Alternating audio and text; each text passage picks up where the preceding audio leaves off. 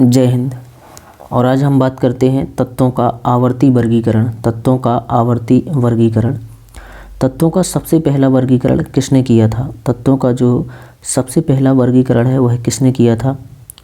Luther mayor ने, Newlands ने, Dobereiner ने या मेंडलीफ ने? जो तत्वों का सबसे पहला वर्गीकरण है वह आपका किया था मेंडलीफ ने। किसने किया था? मेंडलीफ ने। अगला प्रश्न है, तत्वों के वर्गीकरण से संबंधित त्रिक के नियम का प्रतिपादन किसने किया था? त्रिक का नियम किसने दिया था? लूथर मेयर ने, डोबेराइनर ने, न्यूजीलैंड्स ने या मेंडलीफ ने? तो तत्वों के वर्गीकरण से संबंधित त्रिक का नियम दिया था डोबेराइनर ने।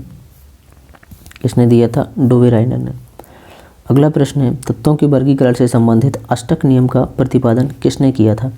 तत्वों के वर्गीकरण से संबंधित जो अष्टक नियम का प्रतिपादन है वह किसने किया था? डूमा ने, डोबेराइनर ने, मेंडलीफ ने या न्यूजीलैंड्स ने या न्यूलैंड्स ने? किसने दिया था? तो ये दिया था न्यूलैंड्स ने। यहाँ पर क्या है? न्यूलैंड्स, न्यूजीलैंड्स नहीं है, न्यूलैंड्स।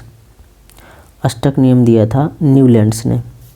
किसने दिया था? न्यूलैंड्स ने। अगला प्रश्न है, यदि तत्वों को बढ़ते परमाणु भारों के क्रम में लिखा जाए तो हर आठवां तत्व अपने से पहले तत्व के समान गुणों वाला होगा। यह नियम है मेंडलीफ का आवर्त नियम, डोबेराइनर का त्रिक नियम, न्यूलैंड का अष्टक नियम या फिर सभी? तो इसका सही जवाब हो जाएगा न्यूलैंड का अष्टक नियम। अष्टक का मतलब होता ही 8 है कि हर आठवां तत्व पहले तत्व से समानता रखता है। अगला प्रश्न है, तत्वों के भौतिक और रासायनिक गुण उनके परमाणु भारों के आवर्त फलन होते हैं। यह नियम किसने प्रतिपादित किया था? जब तत्वों के भौतिक और रासायनिक गुण उनके परमाणु भारों के, किसके परमाणु भारों की बात की जाए, आवर्त फलन होते हैं तो यह नियम किसका है? मेंडलीफ ने, मोसले ने, रदरफोर्ड ने या न्यूलैंड्स ने? तो इसका सही जवाब होगा मेंडलीफ ने, क्योंकि मेंडलीफ की जो आवर्त सारणी है वह परमाणु भार के बढ़ते क्रम में थी। मेंडलीफ के अनुसार तत्वों के गुण आवर्ती फलन होते हैं। मेंडलीफ के अनुसार तत्वों के गुण जो है आवर्ती फलन होते हैं तो किसके होते हैं? परमाणु भार के। किसके? परमाणु भार के। अगला प्रश्न है, किस वैज्ञानिक ने सर्वप्रथम आवर्त सारणी का निर्माण किया था? मोसले, मेंडलीफ, डाल्टन या फिर रदरफोर्ड? तो सबसे पहले किसने? मेंडलीफ ने। सर्वप्रथम मेंडलीफ ने आवर्त सारणी का निर्माण किया था। आधुनिक आवर्त नियम का प्रतिपादन किया न्यूलैंड्स ने, डोबेराइनर ने, मेंडलीफ ने या फिर मोसले ने? तो इसका सही जवाब होगा मोसले ने। जो आधुनिक आवर्त नियम का प्रतिपादन किया था वो मोसले ने किया था। अगला प्रश्न है, मेंडलीफ की आवर्त सारणी में तत्वों के वर्गीकरण का आधार है परमाणु द्रव्यमान, परमाणु संख्या, परमाणु ऊर्जा, परमाणु घनत्व? तो इसका सही जवाब हो जाएगा परमाणु। मेंडलीफ की बात की जाए तो परमाणु द्रव्यमान। अगला प्रश्न है, आधुनिक आवर्त सारणी में तत्वों के वर्गीकरण का आधार है। जो आधुनिक आवर्त सारणी बनी उसमें तत्वों के वर्गीकरण का आधार क्या है? परमाणु संख्या, परमाणु द्रव्यमान, परमाणु ऊर्जा, परमाणु घनत्व? तो इसका सही जवाब हो जाएगा परमाणु संख्या। क्या है? परमाणु संख्या। आवर्त सारणी के उद्र्ग स्तंभों को कहते हैं, उद्र्ग स्तंभों को कहते हैं, आवर्त सारणी के उद्र्ग स्तंभों को कहते हैं आवर्त, वर्ग, विद्युत रासायनिक क्रम, अधातु? तो इसको हम कहते हैं वर्ग। क्या कहते हैं? वर्ग कहते हैं। आवर्त सारणी के क्षैतिज स्तंभों को कहते हैं, आवर्त सारणी के जो क्षैतिज स्तंभ होते हैं उनको कहते हैं आवर्त, वर्ग, धातु, अधातु? तो उसको हम कहते हैं, क्या कहते हैं? आवर्त कहते हैं। जो क्षैतिज होते हैं उन्हें हम आवर्त कहते हैं।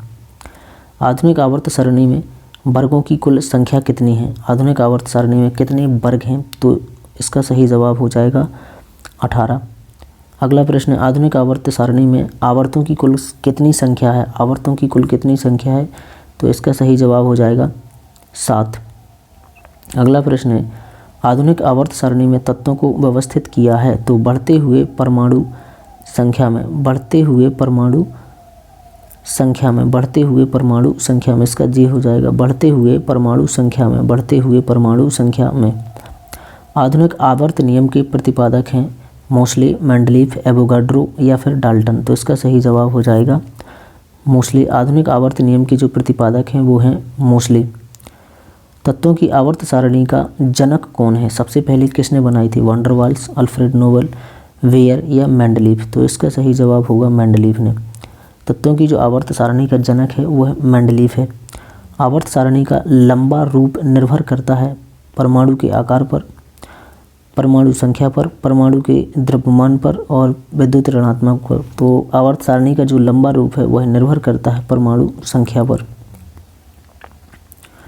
निम्न में से एक पर आधुनिक आवर्त सारणी आधारित है, तो परमाणु द्रव्यमान पर, परमाणु संख्या पर, परमाणु भार पर या परमाणु आकार पर।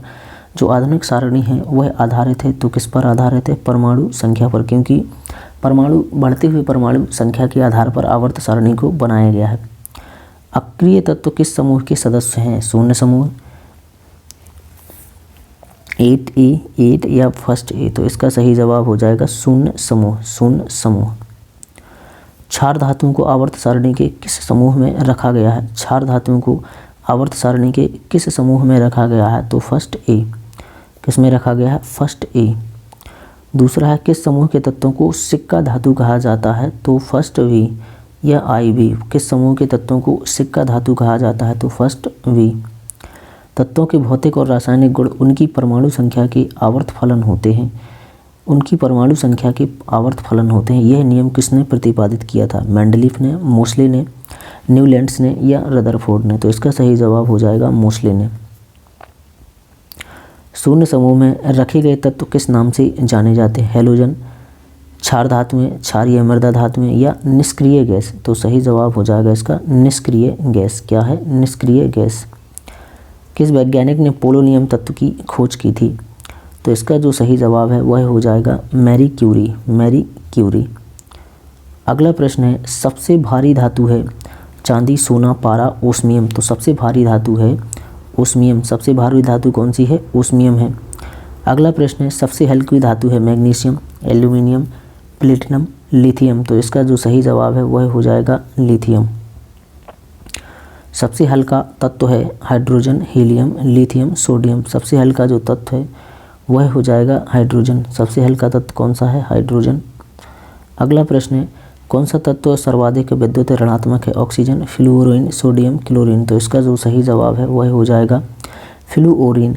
कौन सा तत्व सर्वाधिक विद्युत ऋणात्मक है? तो वो हो जाएगा फ्लूओरीन। निम्न में से कौन सा तत्व का मौलिक गुण है? कौन से तत्व का मौलिक गुण है? तो इसका सही जवाब हो जाएगा परमाणु संख्या, परमाणु संख्या। पृथ्वी के पटल का 97.2% भाग कितने तत्वों से बना है?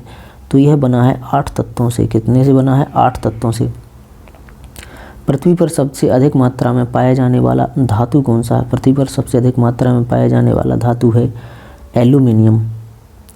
और पृथ्वी पर सबसे अधिक मात्रा में पाया जाने वाला तत्व है ऑक्सीजन। क्या है? ऑक्सीजन। तत्व ऑक्सीजन है और धातु एल्यूमिनियम है। प्रत्येक आवर्त का अंतिम सदस्य होता है एक निष्क्रिय गैस। क्या होता है? एक निष्क्रिय गैस। प्रत्येक आवर्त का प्रथम तत्व होता है, तो यह होता है एक क्षार धातु, एक क्षार धातु। निम्न में से किसमें शून्य इलेक्ट्रॉन सजातीय होती है? शून्य इलेक्ट्रॉन सजातीय होती है। तो इसका सही जवाब हो जाएगा नाइट्रोजन में, नहीं, नियोन में। अगला प्रश्न है एक आवर्त सारणी के दूसरे आवर्त में तत्वों की संख्या कितनी होती है? दूसरे आवर्त में तत्वों की संख्या होती है 8। अगला प्रश्न है आधुनिक आवर्त सारणी के 5वें आवर्त में कितने तत्व होते हैं? तो इसका जो सही जवाब है वह हो जाएगा 18। आई होप आपको बहुत अच्छे से समझ में आया हो। तो वीडियो को लाइक करें, शेयर, कमेंट और ज़रूर करें। जय हिंद।